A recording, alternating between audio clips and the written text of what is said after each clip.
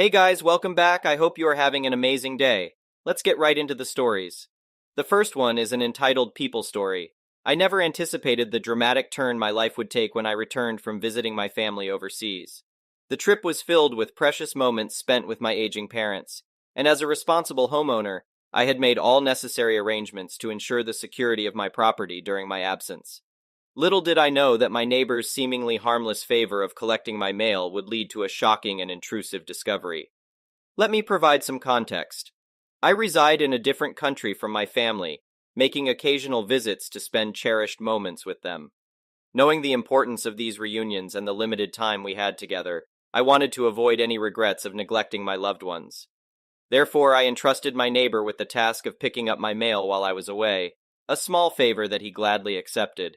We had always maintained a cordial relationship, often sharing snacks and enjoying barbecues during the sweltering summer months by the pool I had built in my backyard. Now, I must address the incident that shattered our amicable rapport and drove me to scream at him, banishing him from my property forever. Having managed to secure a morning flight home, I promptly notified my neighbor, expecting his customary prompt reply.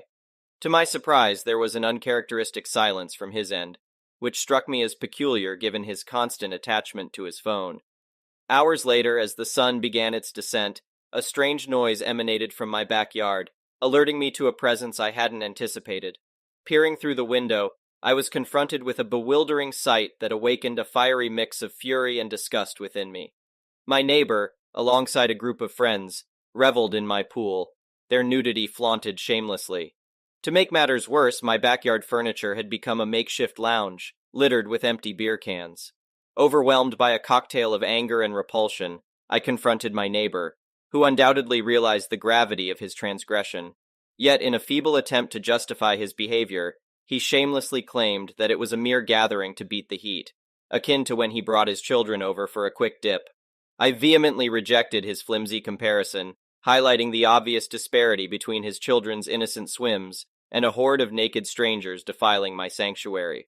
As some of the guests began to comprehend the gravity of their intrusion and hastily departed, I surmised that my neighbor had misled them, falsely asserting that he had obtained my permission or that I would remain oblivious to their escapade. Enraged, I confronted him once more, asserting my rights as the property owner and demanding that he never set foot on my premises again. Threatening to involve the police if necessary, I made it unequivocally clear that any trespassing would be met with swift retribution. Still reluctant to leave, my neighbor forced my hand, compelling me to resort to dousing him with a hose until he finally retreated from my property. The cleanup that followed was burdensome, but I preferred the arduous task over allowing him to linger on my premises for another second. As for my mail, I never retrieved it, confident that if anything truly important had arrived, the sender would have contacted me again.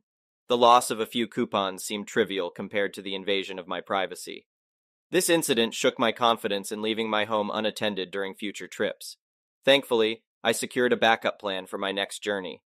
A trusted friend agreed to house sit, and I compensated her accordingly, ensuring the refrigerator was stocked and she had access to all necessary amenities. Furthermore, I installed an additional surveillance camera in my backyard, a failsafe to catch any potential repeat offenders. Instructing my friend on how to contact the authorities should my neighbor attempt a similar audacious act, I armed her with the knowledge of accessing the footage. Part of me hoped that my neighbor would respect the boundaries and refrain from any further transgressions for the sake of his family. Yet, another part of me yearned for justice to prevail, perhaps with the law intervening to demonstrate the severity of his actions. Moreover, I couldn't help but envision the uncomfortable conversation he would have to engage in with his wife and children, explaining why their access to my refreshing pool had been abruptly revoked. The next one is a pro-revenge story. A good friend of mine inherited his grandparents' house about 4 years ago. He decided to live there temporarily while he figured out what to do with the property.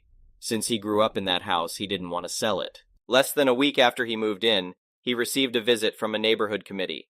They introduced themselves as the 3 board members of the Homeowners Association and asked him to sign his membership papers. They were extremely nosy and rude. One of them even tried to enter his garage without asking.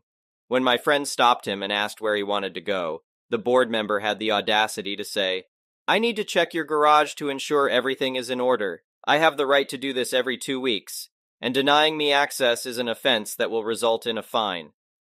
Fed up with their audacity, he kicked them out of the house. While doing so, one of the board members shoved some papers into his face and demanded that he sign them immediately. Those papers were supposed to be signed before moving in, and my friend had already been living there for a week. Once they were gone, he took a look at the papers. They were ridiculous, granting the homeowners association unreasonable rights. For example, the homeowners association had the right to visit your home every 2 weeks, inspecting the garage to ensure it wasn't used for storage, and checking for gasoline or gas containers.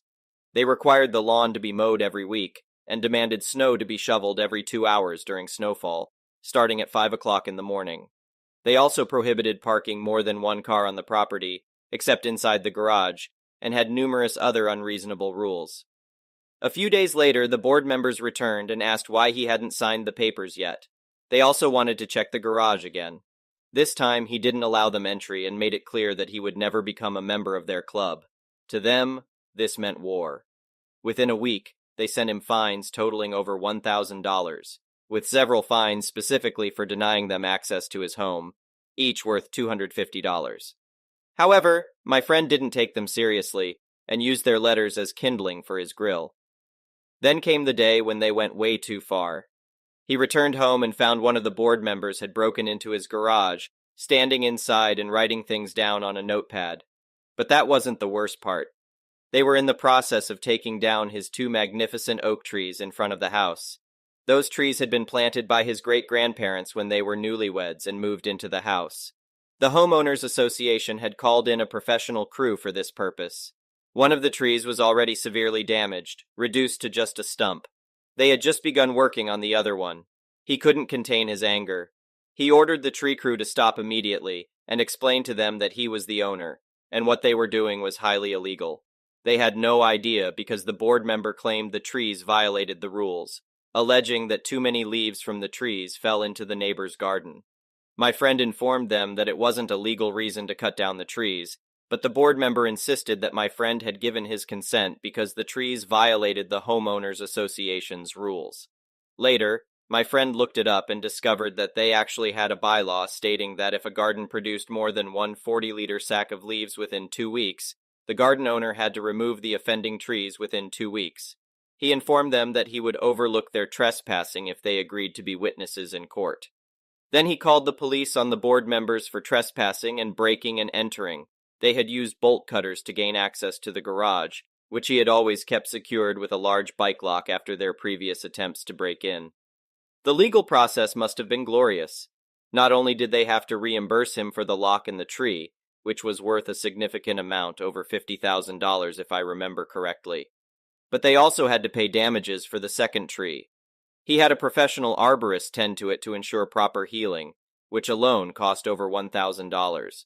However, these idiots actually believed the trial would be unfair and tried to fight it, which likely cost them an additional $10,000 to $15,000 in legal fees and court costs. In total, this trial must have cost them over $120,000. Afterwards, my friend went to another civil court and sued them for emotional damages. He emphasized how much those trees meant to him, planted by his great-grandparents with seeds from their home country. He painted a vivid picture and also expressed feeling threatened by the homeowners association, making it difficult for him to sleep as he constantly feared their attempts to access his house.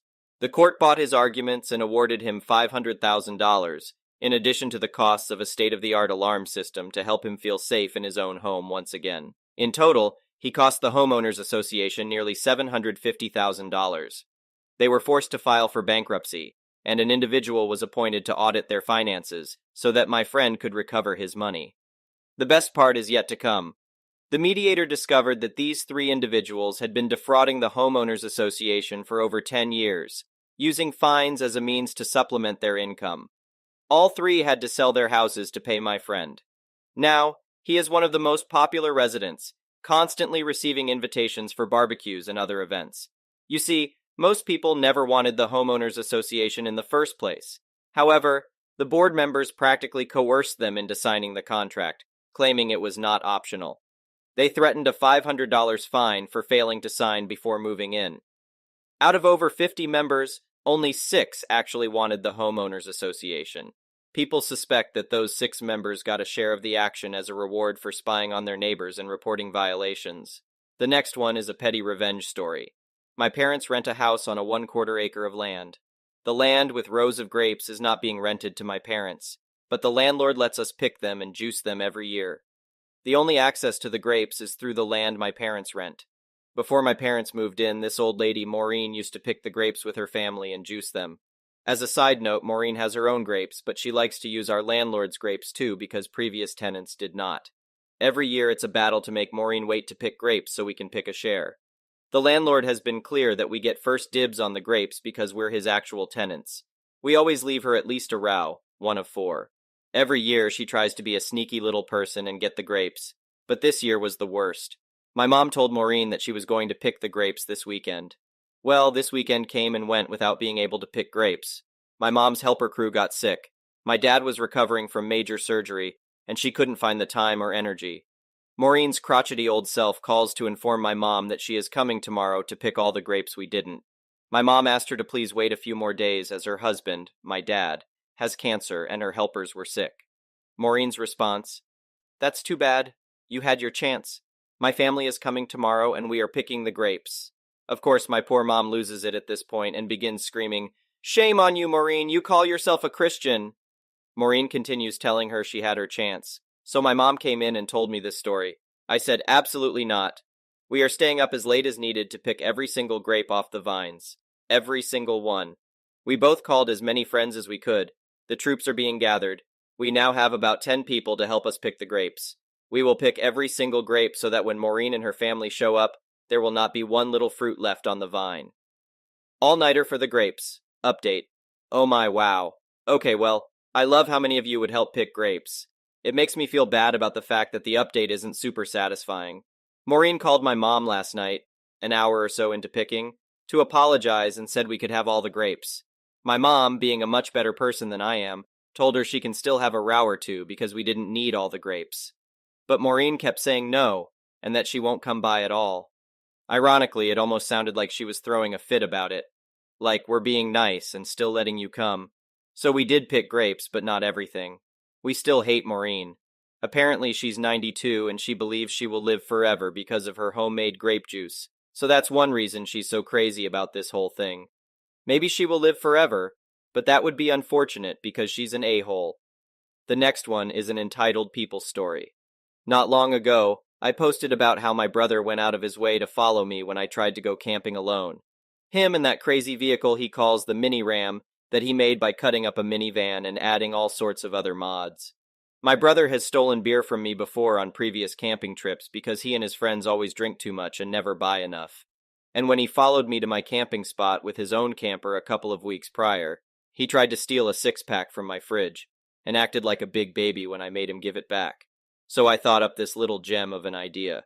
But it was no easy feat as my brother will drink just about any beer, so long as it gets him drunk.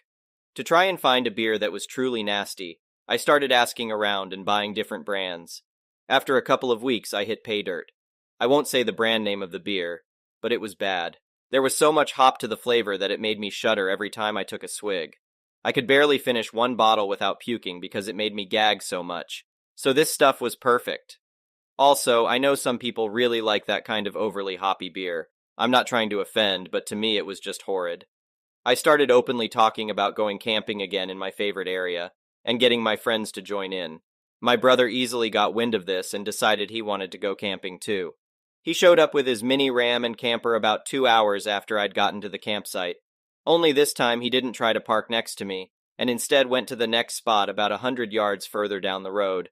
My friends and I partied it up in our own way, played music, danced like idiots around a fire, played stupid games, all the usual. And knowing my brother, he and his friends would run out of beer at some point and try to mooch off us because they have no concept of drinking in moderation. They didn't bother us on Friday night, but on Saturday night around 1 or 2 a.m., my brother hobbled over asking for beer. We all just ignored him like he wasn't there, which made him get an attitude. One of my friends brought his big cooler and was keeping all our good beer and food in it, and we kept the cooler near us or locked in my truck at all times. Inside my camper, I left 2 full 6-packs of that horrid beer in the mini fridge. My brother just grabbed them and walked away. He acted like he was being sneaky, but seeing a drunk man act like he was invisible was just hilarious. About a half hour later, my brother came hobbling back and looking sick. He started demanding to know what was in the beer I bought. I started asking him what he meant because I didn't give him any beer. He looked flustered for a moment and then finally just said he took some beer from my camper. I asked if it was the brew, and he said yes. I laughed and said that stuff was crap, and he could have it. I even pulled out another six-pack that was minus the one I drank when I tested the beer and tried to hand it to him. He looked like he wanted to throw up at the sight of it and left. Then, just to be extra petty, my friends and I snuck over to his campsite after a little while and left the remaining six-pack on top of his cooler. He and his friends were all wasted and actually still drinking the nasty beers I tricked them into stealing, and their faces all showed how bad it was. Every time one of them took a swig, it was followed by RBF, but they were so drunk that they probably wouldn't even notice there was more of that same beer. My friends and I watched from nearby as they kept drinking and making sour faces. My brother eventually puked on himself and then ran into the river to get the vomit off himself. He threw up some more in the water. It wasn't a pretty sight. Even though we could barely see him in the dark, we could still hear him. He repeatedly threw up with his face in the water and made loud gurgle noises, then cursed my name over and over again. That's when we finally had enough of watching them. I didn't see my brother or his two friends again until well into the afternoon. They were all badly hungover, and despite how much they drank, they couldn't forget that nasty beer they had the night before, especially since the bottles were littered all over the ground. My brother actually demanded I apologize, and I just laughed and said, "You actually want me to apologize to you for stealing beer from me?" And then we all started laughing at him. He left humiliated, and we didn't interact again. I drove home before he did this time, and he's not spoken about what happened to our parents, and I've heard nothing from mutual friends. I guess this time he wants to keep his humiliation a secret. I think next time I'll get some beer spiked with a laxative to leave for him. That might be funny. The next one is an entitled parent story. A very good friend of mine recently got on a plane with her 3 boys, 8, 9, and 10, by herself to visit Grandma for a month over summer vacation. I was on transport duty because driving to and from the airport is a young man's game, and also I love spending time with my homies. There was an accidental on-purpose scheduling issue. Namely, my friend wanted a day in a hotel to recuperate from the flight with her 3 boys before her mom starts driving her insane. Husband is coming up in a few weeks because he just started a new job and can't just be like, back in a month. So I snatch all 4 people and luggage from the airport and give them a lift to the hotel. All 3 boys are bouncing off the walls and my friend just needs a nap. So, hotel pool time. She's posted up under an umbrella and is dead to the world. I'm in the pool with the boys. We started off playing Marco Polo and then had to get creative once other folks were in the pool as well. Eventually, we settled on a game called Not Done Yet. Basically, I'm standing on one side of the steps out of the pool, and when the boys feel like it, they try and leave the pool. I decide if they're done or not yet using a complicated examination process that amounts to picking the kid up, giving them a bit of a shake, faking a big sniff, saying, "Not done yet," and yeeting them back into the pool. Obviously, if someone's waterlogged or actually wants out, I won't stop them, but typically there's giggling and a bit of a cue for inspection, so the game continues. I get a workout, they get tired out, everybody wins. Then a new player enters the playing field in the form of a very sweet-looking girl, approximately 6 years old, wearing water wings. She asks if she can play too. I say of course she can, but she needs to ask whoever is watching her first, so I know it's okay with everyone. She says, "Okay," and exits the pool. I'm keeping an eye on where she's going so I can smile and give the "I'm not a creep" wave to whoever's minding the kid. Only she doesn't run to one of the adults on the lounge chairs. She runs back into the hotel dripping wet. She disappears inside and comes back down about 5 minutes later and says, "Mommy says it's okay." Only she's not the type of kid who lies without batting an eye and is obviously fibbing. I ask if she really did, and the little girl says, well, Mommy was busy, so I think it's okay." It's at this point that the proverbial record scratches, and my inner monologue says, "What?" I summon the oldest of the boys from the waterborne shenanigans and ask him to go wake up his mom so she can keep an eye on things for a minute. I need to go take care of something. While he's bearding the dragon in her den, I crouch down and tell the little girl, "We need to go inside and find an adult because it's not okay that you're in the pool all by yourself, okay? You didn't do anything wrong, but you've got some growing to do before you can be in the pool all by yourself, okay?" At this point, the oldest homie has awoken the mom, and she's now looking at me with a what the crap look on her face. I mouth later at her, and then take the little girl's hand and bring her to the concierge desk of the hotel. I explain the situation with the little girl to the concierge, whose face goes from confusion to pained before giving the girl a smile and thanking me for bringing this to his attention. The concierge guy takes responsibility for the girl, and I go back out to the pool to explain what had happened to my friend. She was livid on the little girl's behalf, but mostly just wanted to resume her nap. Conveniently at that time, the middle homie had gotten out of the pool and was making faces at us while we were talking. I told my friend to get some sleep. I'll watch the boys. Then the middle homie got spear tackled back into the water because actions have consequences. Maybe 20 minutes to half an hour later, once I was starting to run out of steam, I sensed a disturbance in the force. A rather irate woman wearing a blouse that was inside out was dragging the little girl from before out to the pool area and demanding to know who told her she couldn't swim. The little girl, who was now silent with tears on her cheeks and a pathetically deflated water wing, pointed at me. I was instructed to get my ass out of the pool and explain myself. Why on earth was it so hard to watch an extra child while she got some adult time to herself? Why did I insist on ruining her first chance to get away from it all in months? Her little girl is an angel and is no trouble to watch, blah blah blah.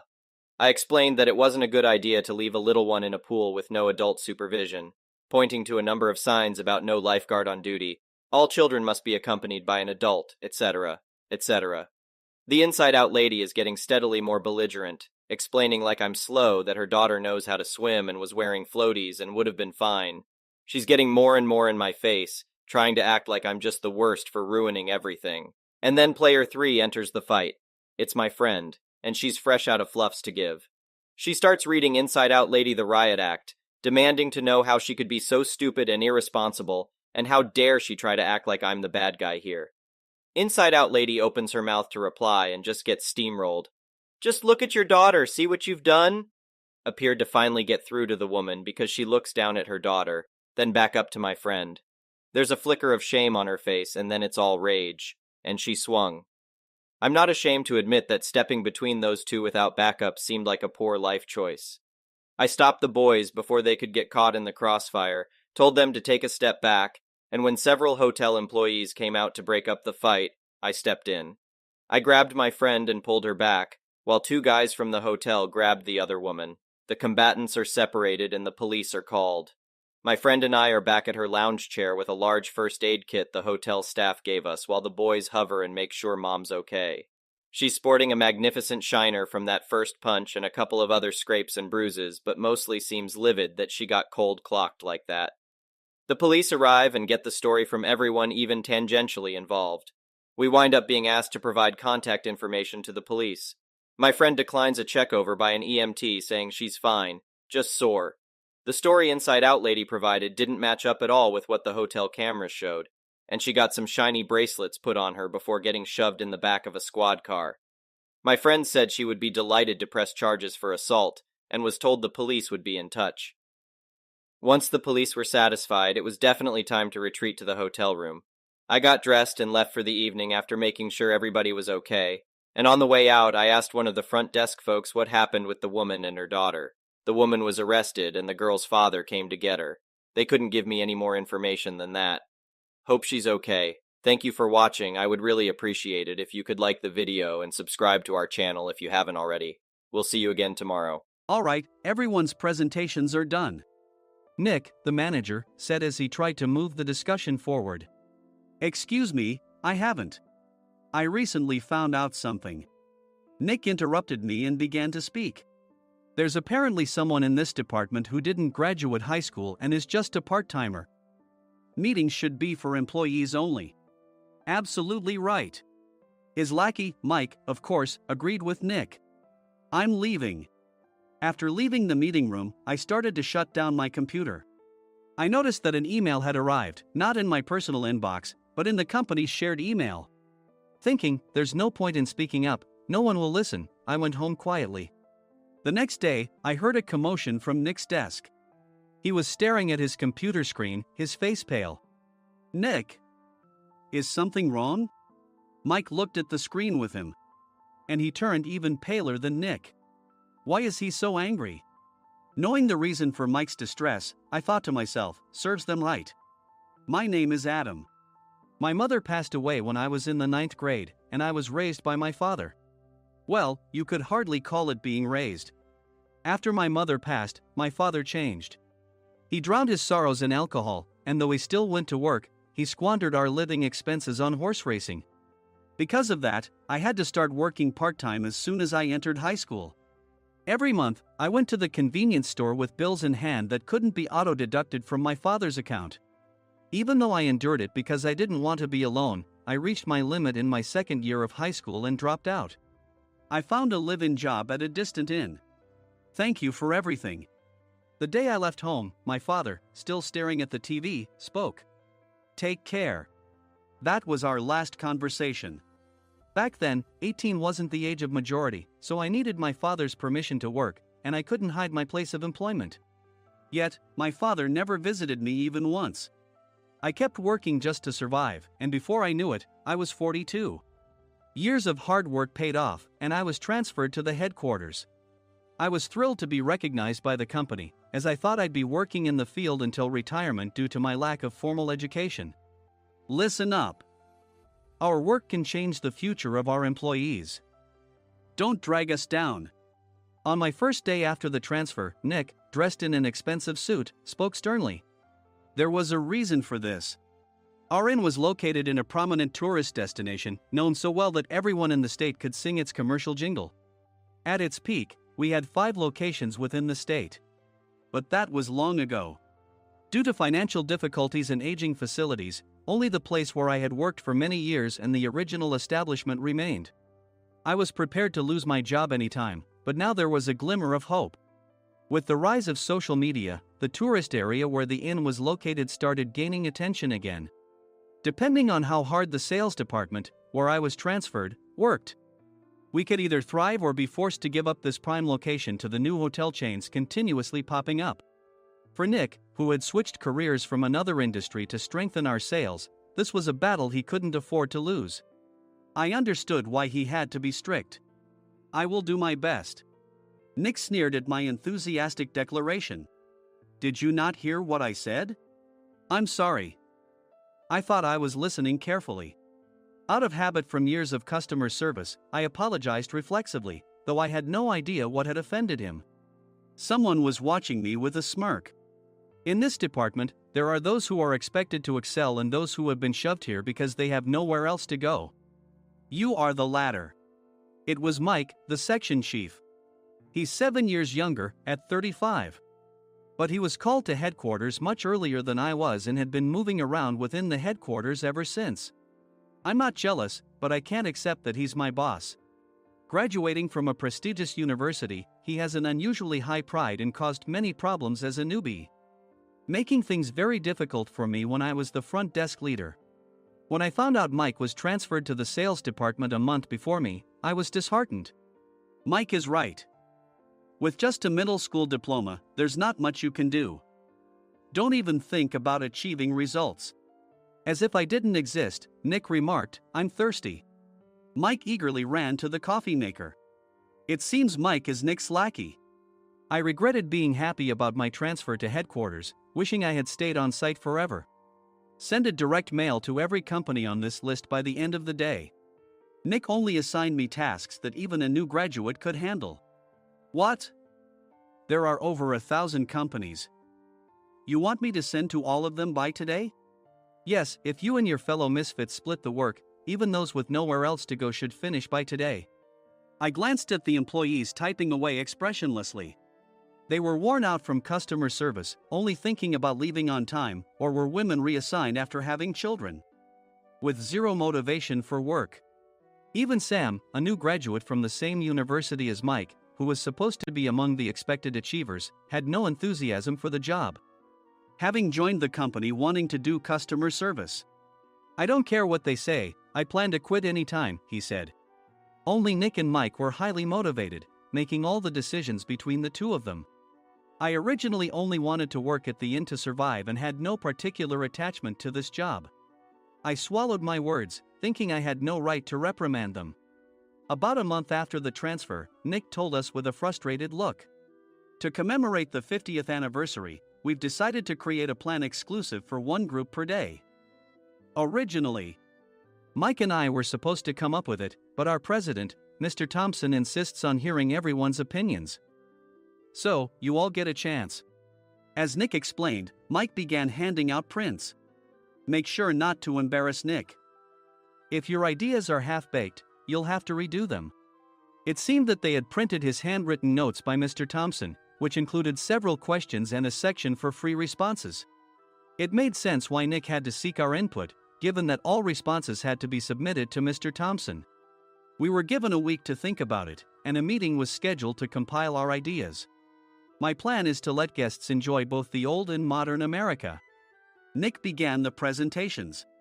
Guests would watch a master confectioner at a nearby traditional sweet shop make sweets in front of them.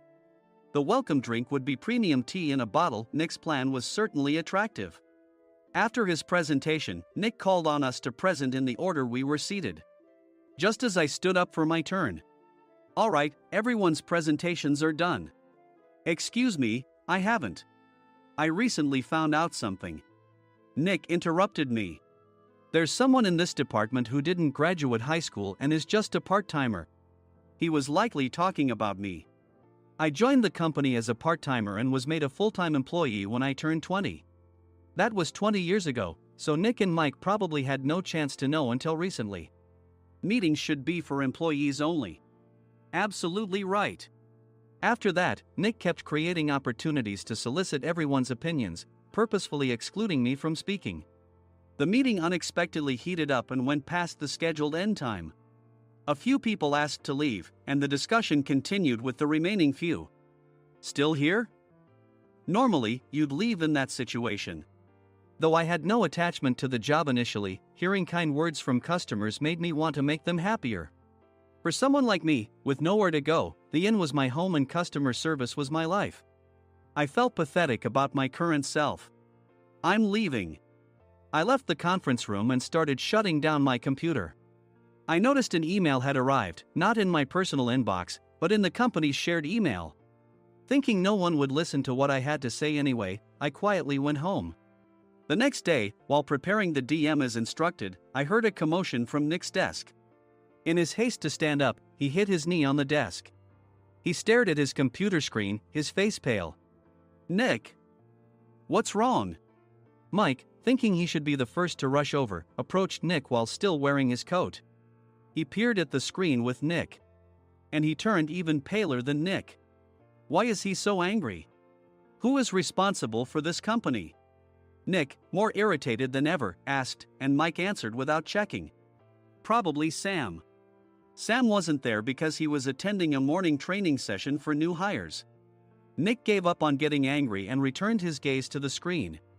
They were looking at an email that arrived right after the end of the working day yesterday. Apparently, no one, including me, had checked it before leaving.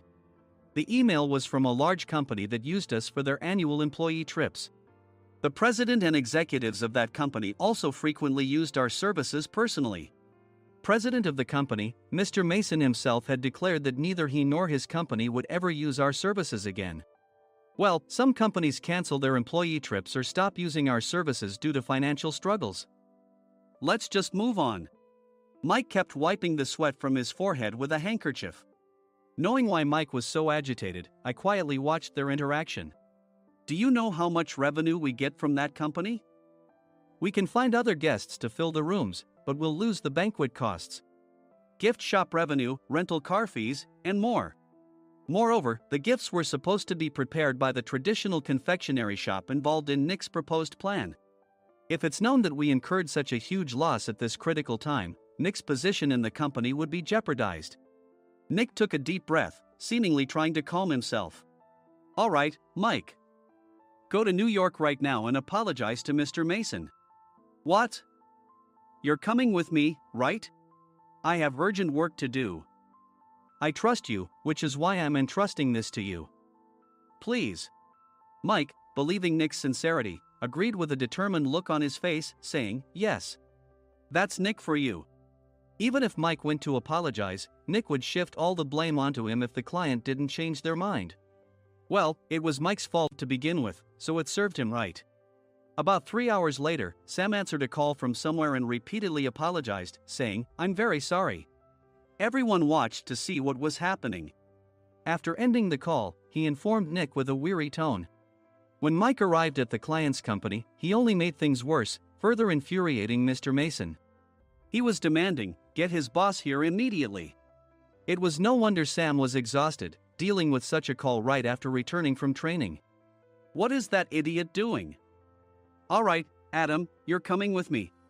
If sacrificing Mike didn't work, then I must be next." Normally, I'd want to refuse at all costs, but I saw an opportunity in this situation. "If I can be of assistance, I'd be happy to join you."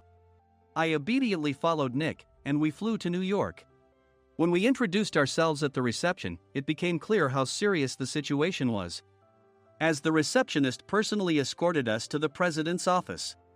Angry voices leaked through the door, making both Nick and me uneasy. "Excuse me. I'm Nick, the supervisor. I understand my subordinate has caused you trouble, and I deeply apologize." Nick, with his experience in the corporate world, knew enough to offer an apology before excuses. However, his customer service skills left much to be desired. I sighed as I saw Mike trembling like a small dog in the corner of the room. "What kind of training are you giving your subordinates?" Mr. Mason glared at Nick with a red face. The intensity of his gaze made even Nick take a step back. Regrettably, I joined this company only 2 years ago and was unaware of Mike's issues. I should have identified his shortcomings sooner. Indeed, I should have realized sooner. No sensible person would come to apologize and then give a lengthy presentation on the drawbacks of not using their in. Nick froze, his mouth slightly open. Suspecting the worst, I picked up the documents that had fallen to the floor. It seemed Mike hastily prepared these documents on the plane, listing the disadvantages. Disadvantage 1: if you change the venue for the company trip, employees might suspect it's for cost-cutting reasons, leading to a negative impression. Reading it aloud half-jokingly, Nick snatched the papers from my hand and checked the contents with a furious expression. Among the stack of documents was a receipt from a nearby convenience store's copy machine. I felt a pang of dread, hoping he hadn't shown the receipt as well. What do you think he said when I asked what kind of nerve he had to do this? "I'm very sorry." Faced with the dire situation, Nick must have thought there was nothing left to do but apologize. In a voice smaller than I'd ever heard from him, he uttered words of apology. He said, "I'm a Harvard graduate. I don't believe I said anything wrong." "Mike, what have you done?" Forgetting his plan to pin the blame on Mike, Nick yelled loudly, even in front of Mr. Mason. "I didn't do anything wrong." "You're still saying that? Look at him." Mike pointed at me with a shaking hand. "I was assigned to headquarters in my 20s and now I'm a section chief. This guy only made it to headquarters at 42. Everything I've done proves I was right. So why are we losing the contract?" Having said his piece, Mike collapsed to the floor. "Of course. You were sent there because you had nowhere else to go." Mike never expected to hear such words from someone he looked down upon. He lunged at me, and Nick hurriedly stepped in to stop him. "Mr. Thompson told me Mike is a quick thinker, and to take good care of him." There's no way he was pushed aside. "Don't make things worse here. He didn't say quick thinker, he said only quick-witted, didn't he?" I don't remember that part." I recalled the many troubles Mike caused when he was a newbie. When Mike was on the front line, his pride was so high that he never apologized to customers. Customer service, especially in our job, doesn't work alone. It brings both good and bad situations. If the front staff or housekeepers made mistakes, or the cleaning company didn't properly clean a room, one had to apologize to the customers regardless of personal fault.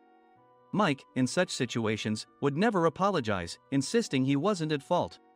This often angered customers, and as the front desk leader, I frequently had to apologize on his behalf. He caused complaints and disrupted operations, which is why he was quickly moved to headquarters. In departments where he didn't interact directly with customers, his quick thinking was beneficial and things went well. But it seemed his flaws were starting to show. Corporate reservations are supposed to be entered into the system by the sales representative. But a quick check yesterday revealed that more than 10 items were missing from the client's reservation. The handover document clearly stated what needed to be prepared.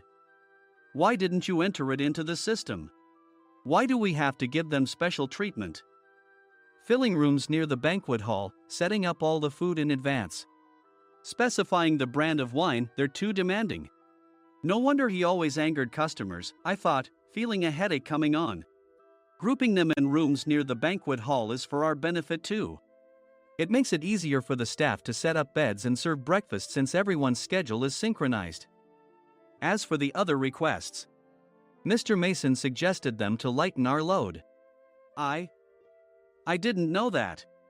Nick finally seemed to realize that Mike was the one who had angered the client. What did you say to them? I just told them we wouldn't give them special treatment anymore. We shouldn't waste effort on things that don't bring in money. I was utterly exasperated at his lack of understanding of customer service. Of course, we shouldn't comply with unreasonable demands. But carrying over successful practices from past stays makes customers feel remembered and enhances their experience. Good memories encourage repeat visits. That's part of our job. I looked down at Mike, who was sitting on the floor.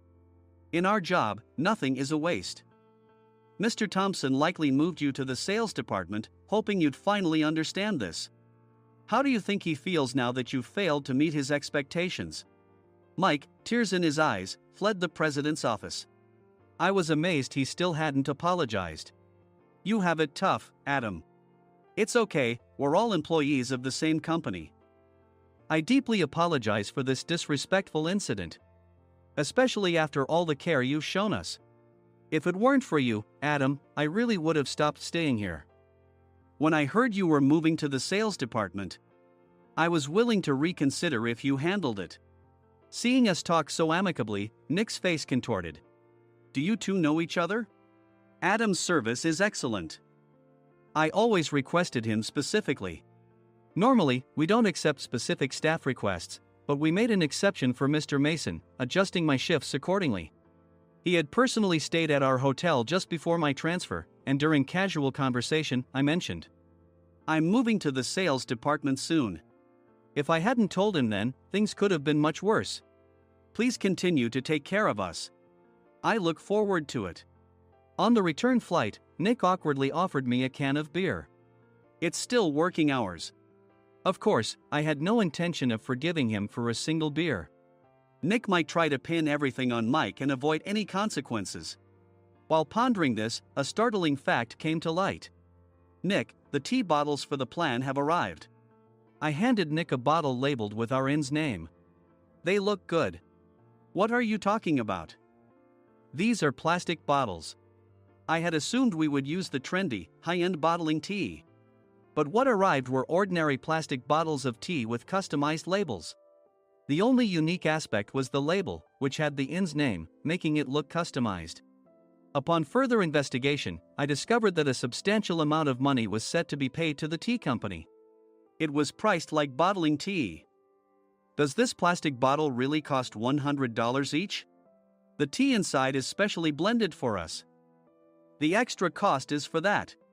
Wouldn't it be better to use another tea company? Or is there a specific reason we must use this one?